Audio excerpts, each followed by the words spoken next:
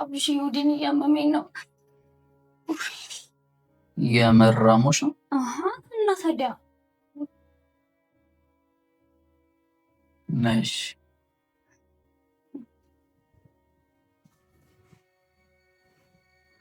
እሺ፣ አሁን ተሻለሽ? አሁን እሺ፣ የተሻለኝ ነው። ለማን እዚህ ምድር ላይ ጨካኝ ሰዎች አሉ።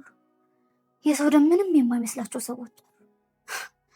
ኧረ እንደውም የሚያዝናናቸውም አሉ። ስትኖር እነሱን ማሰብ አለብን፣ ስትወልድም እነሱን ማሰብ አለብን። ሁሌም መዘጋጀት አለብን፣ እነሱን መፍራት አለብን። ታውቃቸዋለሽ እንዴ? እነማን ናቸው? ክፉ ሰዎች ይታወቃሉ። እዝነት የሚባል ነገር የለባቸው። እነዚህን ማየት ትችላለህ። ተንከሲስ እነሱን መራቅ መፍራትም አለ። ይሁን ትህትና የትም አለች። እነዚህ ልጆች ጋር ያለው ታዲያ ለምን አንይዛት? ዛሬ መያዝ እንችል ነበር። ምን ተፈጠረ?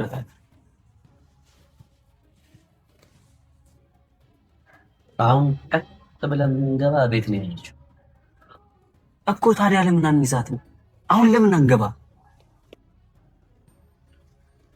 አሁንማ ሰውየው ደክሟል። ማ ባላፍቱ? በጣም ጨንቆኛል። ከዚህ በኋላ ምንም አይነት ቀዶ ጥገና ማድረግ አይችልም። ካሌብ ምን ይወስን ይሆን?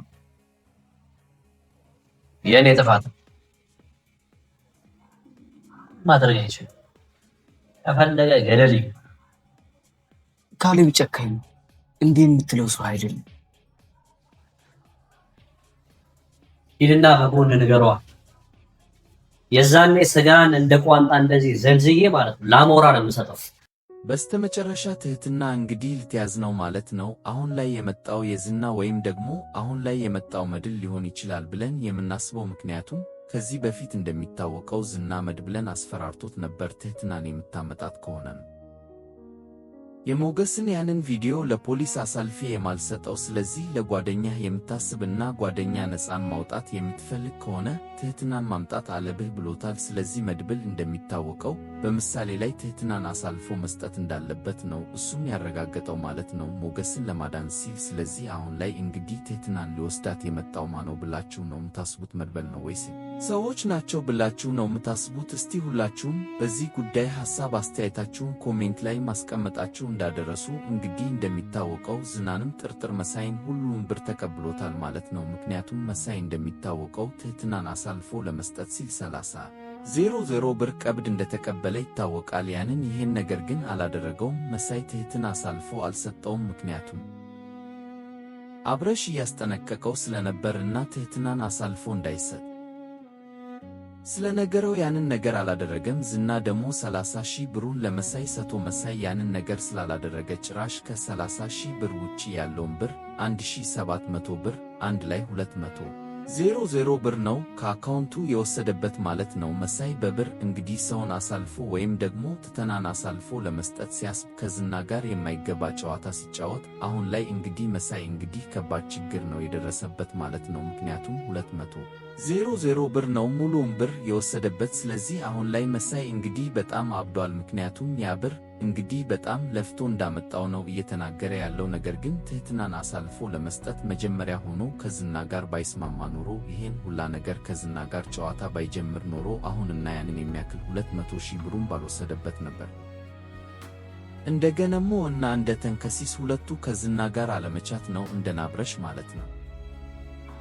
ከናብረሽ ጎን ቢቆም ኖሮ ይሄ መሳይ ያንን ብሩ አይወሰድበትም። መሳይ እንግዲህ ብሩ በመወሰዱ እንግዲህ ደስ ያላችሁ ሁላችሁም ሐሳብ አስተያየታችሁን ኮሜንት ላይ ማስቀመጣችሁ እንዳረሱ። እንግዲህ ትህትና ክፍል 6 ቶሎ እንዲለቀቅ ሁላችሁም ኮሜንት ላይ ክፍል 6 ቶሎ ይለቀቅልን በማለት ይሄንን ቪዲዮ ላይክ በማድረግ ይጀምሩ። እንግዲህ አሁንም ቢሆን መሳይ ያን ብር ወይም ደግሞ ይዞ ትህትናን ለማሳየት ፈልጎ ነበር። ነገር ግን ዝና እንዳለው ከሆነ ሰውየው እንደሞተ ነው። አሁን ላይ የትህትናን ኩላሊት የሚፈልገው ሰውዬ እንደሞተ እና አሁን ላይ ከዚህ በኋላም እንደማታስፈልግ ነው ለመሳይ የነገረውና መሳይ ላይ ያለውን አካውንቱ ላይ ያለውን ብር በሙሉ እየወሰደ የተወሰደበት ማለት ነው። መሳልኩ አልጠበቅም ነበር ወይም ደግሞ ዝናን በዚህ ከዋሰበው ከባድ ጨዋታ ነው ከዝና ጋር የተጫወተው።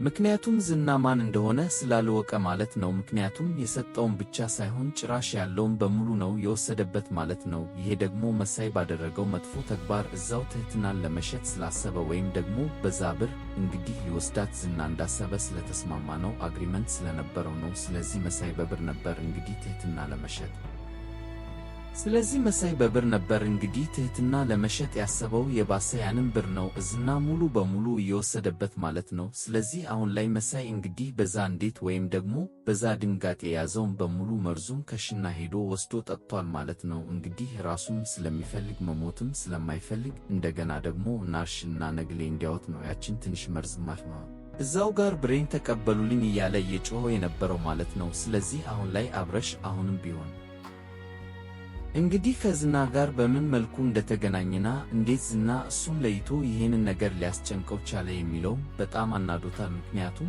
ሁሉም ሰው እንግዲህ ትህትናን እዚህ ቤት እንድትኖር ፈቅዶ ነበር፣ እሱም ቢሆን ፈቅዶ ነበር። መሰኮ ትህትና ሊደፍራትም ነበር። ምክንያቱም የግሌን ገና እንደገባች ሊደፍራትም እንደነበረ ነበር ስለሚያውቁ። ተንከሲስ ደግሞ የመሳይን ሁሉነት እና ተንኩሉን ስለሚያውቅ አሁን ላይ የሱም በራሱ ላይ ደረሰ ማለት ነው። መሳይ አሁን ላይ በራሱ ላይ ነው የደረሰው። ያለውን ሀብት ንብረት ወይም ደግሞ ያለችውን ሞባይል ያለችውን ሙሉ ገንዘብ ስለወሰደበት ማለት ነው። አሁን ላይ ያ ገንዘብ እስካልተመለሰ ድረስ እሱ ጤነኛ እንደማይሆን እና በሽተኛ እንደሆነ ነው እየተናገረ ያለው። ነገር ግን አሁን ላይ የመጣው ማን ነው?